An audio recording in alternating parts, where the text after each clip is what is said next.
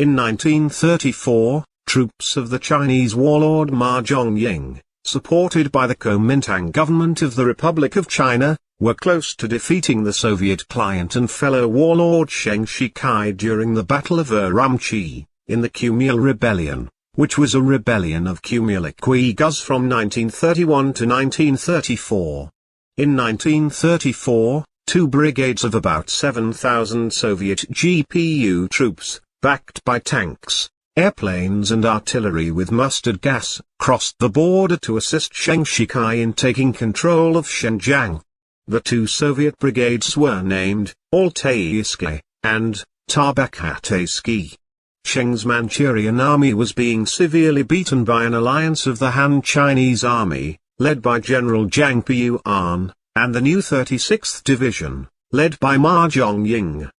Despite early successes, Zhang Piyuan's forces were overrun at Gulyar, also known as Yinning, and at Tacheng. He committed suicide after the battle at the Musat Pass to avoid being captured by the Soviet forces. Even though the Soviets were superior to the new 36th Division in both manpower and technology, they were held off for weeks and took heavy casualties.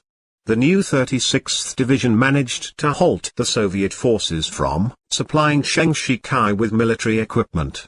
Chinese Muslim troops led by Ma Shiming managed to hold off the superior Red Army forces armed with machine guns, tanks, and planes for about 30 days. When news that Chinese forces had defeated the Soviets reached Chinese prisoners in Urumqi, they reportedly celebrated in their cells. By this point, Chiang Kai-shek was ready to send warlord Huang Shaohong and his expeditionary force to assist Ma Zhongying against Chiang Kai, but when Chiang heard about the Soviet invasion, he decided to withdraw to avoid a major international incident if his troops directly engaged the Soviets. On the Tatong River in Xinjiang, two Soviet OGPU brigades, consisting of about 7,000 troops backed by tanks, planes, and artillery, attacked the new 36th Division near Tutong, in Xinjiang.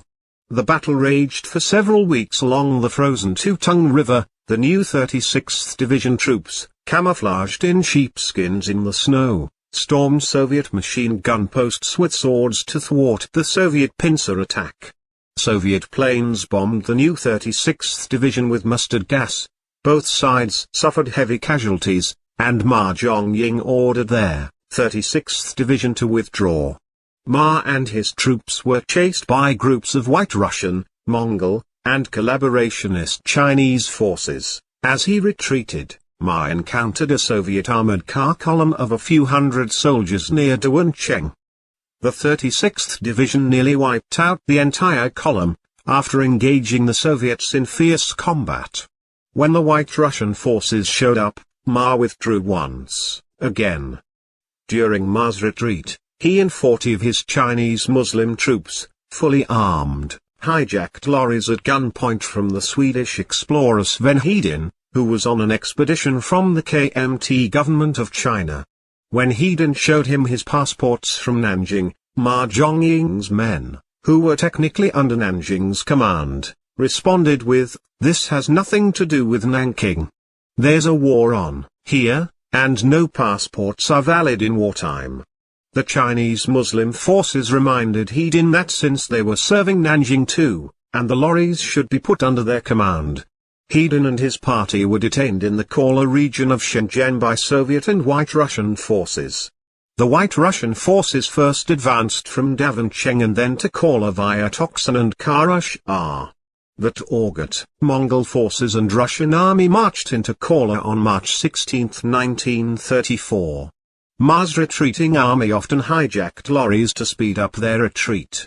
Before Ma Zhongying himself retreated from the front line, he sent an advance guard of 800 troops under General Ma Fuyuan to defeat the Uyghur forces of Ho Jiniaz, who were armed with weapons supplied by the USSR, and to assist Ma Jan Kang in the Battle of Kashgar, to destroy the First East Turkestan Republic. The Soviets reportedly gave Ho Jiniaz nearly 2,000 rifles with ammunition, a few hundred bombs, and 3 machine guns. Niaz's Uyghur forces were defeated by the advance guard at Aksu, and he fled to Kashgar with 1,500 troops on January 13, 1934. During the Battle of Kashgar, he and the Turkic forces failed in all of their attacks to defeat the Chinese Muslim forces trapped in the city, taking heavy casualties. Ma Fuyuan's 800 Chinese Muslim troops, along with 1,200 conscripts, defeated the East Turkestan army of 10,000. Ma Zhongying and his army retreated to Kashgar, arriving on April 6, 1934. Soviet troops did not advance beyond Turpan. Ma was chased by provincial forces of White Russians, Mongols, and Zheng Shikai's Chinese troops from Manchuria, all the way to Aksu, but the pursuit eventually stopped.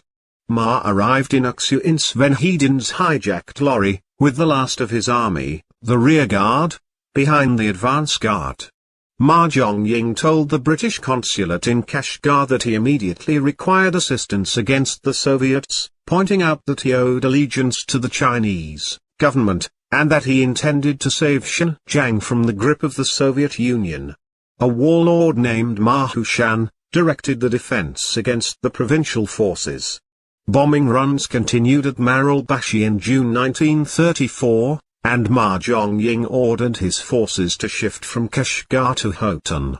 From the 4th, through to the 6th of July 1934, the Tongan forces streamed out of Kashgar towards Khotan, apparently expecting Ma Zhongying to follow with the rear guard, as he had done during the retreat from Korla to Kashgar.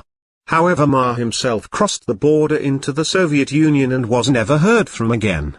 What actually happened, according to the British Consul General Thomson Glover, was Ma Zhongying left Kashgar for Urkeshtam early on July 7 with 3 or 4 of his officers, and an escort of some 50 Tongans and 1 or more members of the USSR consulate or trade agency arrived near the border with Russia. The escort were met by Russians and Russian-employed troops. The Tongan escort dispersed or handed over their arms to some of Kojanias's forces, and Ma Zhongying disappeared into Russia.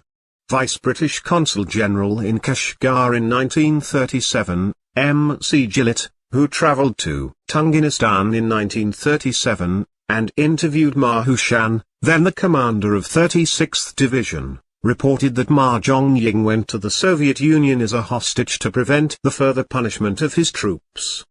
The 36th Division was severely lacking in arms. Rifles and other equipment dated from around 1930 were seized from the Soviets as spoils of war to bolster their own arms arsenal. In